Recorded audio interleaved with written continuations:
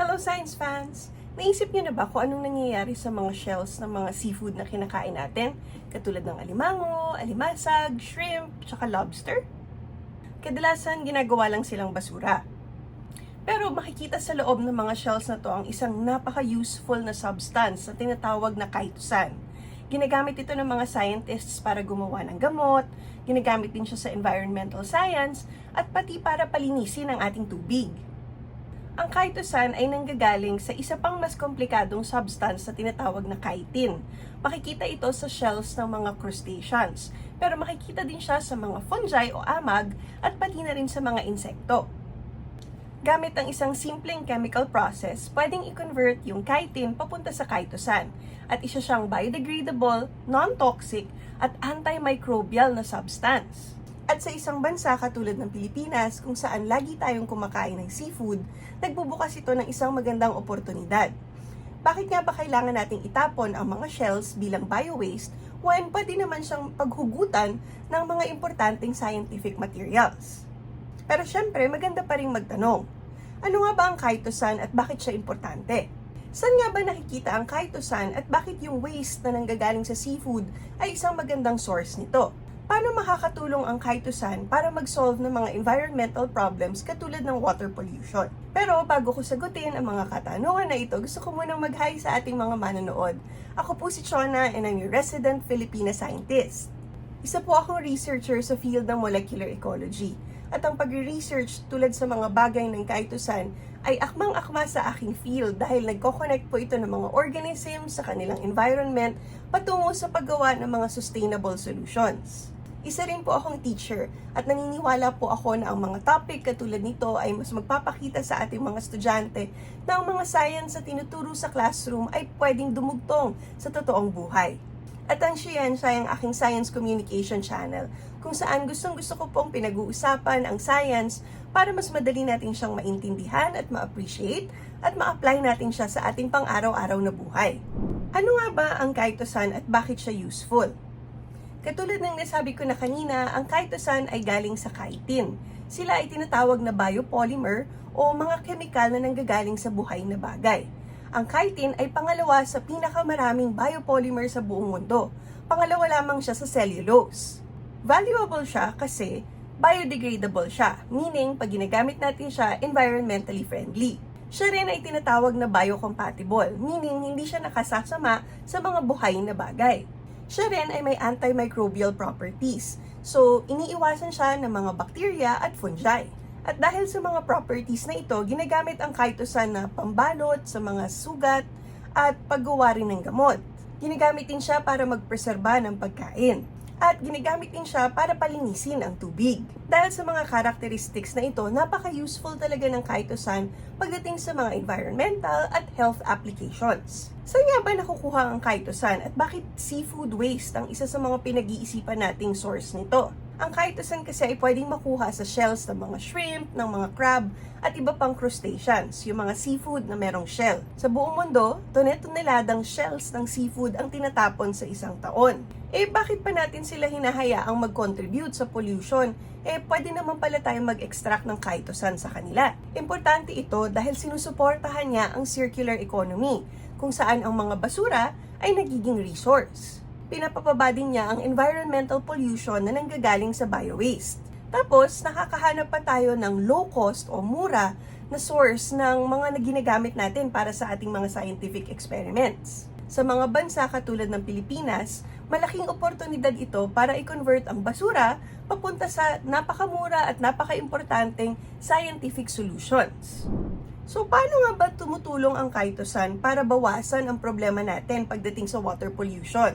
Ang chitosan kasi ay may unique na kakayanan na makipag-bind sa heavy metals at mga pollutants, katulad ng arsenic. Kakaiba kasi yung chemical structure niya, kaya kaya niyang mag-trap ng mga bagay na nakasasama sa atin pag nakikita sila sa tubig.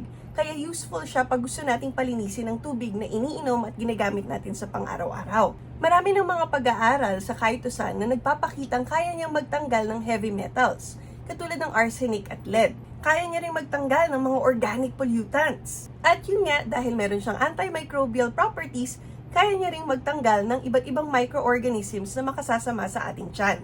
At dahil dito, isa talaga siyang maaasahan, mura at eco-friendly na paraan para palinisin ang tubig na iniinom natin, lalo na sa mga lugar na kulang ang tubig nila. At dito papasok ang ating Scientia Thesis Grantee ng 2025, si Shanley Jules Salem. Ang thesis ni Salem ay umiikot sa paggamit ng kaitosan para tanggalin ang arsenic sa tubig. Imagine, kaya niyang i-combine ang scientific innovation with sustainability. Panoorin natin siya habang kinukwento niya ang updates ng kanyang research. Hi everyone, it's Shanley with my first progress report for the Scientia Grant. When I last checked in, I had a plan to create tiny magnetic beads to remove arsenic from water. Today, I'm thrilled to report that not only have we created it, but it works. We have successfully synthesized 5 different formulations of our Chitosan iron oxide beads. First, we prepared our core materials, the iron oxide particles, through co-precipitation, and further the acetylation of our commercial Chitosan. XRF analysis confirmed that the iron oxide particles had 96% purity, while Proton NMR gave us a 91% degree of deacetylation for our Chitosan. Now for the main show, the beads themselves. The first step was to look at their surface morphology using SEM-EDX. Think of it like a super powerful microscope that uses electrons to see incredible detail in our beads. We created a highly porous structure where the Chitosan acts like a scaffold holding the distinct iron particles apart. This prevents them from clumping into one big mass, inhibiting the sites for arsenic absorption. But the most important question was, can it remove arsenic? In comparison to pure Chitosan and iron oxide particles alone, ICP analysis show that pure Chitosan was ineffective, while all of the composite beads successfully reduced the arsenic concentration to levels below the safety limit. So, we knew it worked. But, which one worked the best? And by calculating the adsorption capacity, we found a clear trend. The performance peaks at a 1:2 Chitosan to iron oxide ratio, giving us the perfect balance for our magnetic beads. But Shan, why does it matter that we incorporate the iron oxide into the Chitosan if the pure iron oxide powder also seems to work so well? That is a critical question. And the answer is that true sustainability isn't just about its initial performance, but rather its stability and long-term safety. First, we will perform regeneration studies to prove that the beads can be reused multiple times. And second, we will conduct preliminary iron leaching tests to ensure that the bead is stable and safe for long-term use. This progress wouldn't have been possible without the support of the Scientia Grant. Thank you so much for following along with my research journey. And see you in the next update as I present my final results. Astig ng ginagawa ni Shanley, di ba? At ngayong taon, officially nilaunch na po namin ang Scientia Thesis Grant 2026. Tulungan niyo kaming makatulong pa sa mas maraming tao by sharing our fundraising links and channels. Meron din po tayong limited edition Scientia merch ngayong taon na sana ay makatulong sa ating fundraising. Ayan po, oh, cute na cute, di ba? Ang mga impormasyon na ito ay available sa description ng video na ito at pati na rin sa ating mga social media channels. Pwede po kayo mag-donate sa Scientia Thesis Grant using GCash or Land Bank. Ang inyo pong suporta ay sumisigurado na mas marami pang batang Filipina scientists ang makakatupad ng kanilang pangarap at makakakontribute sa STEM at sa ating lipunan. But what do you think? Dapat ba talaga natin gamitin ang seafood waste para makatulong sa ating environment? Ano pa kayang waste ang pwede nating i-convert into something useful? Kwentuhan naman po tayo. Share your thoughts in the comment section below.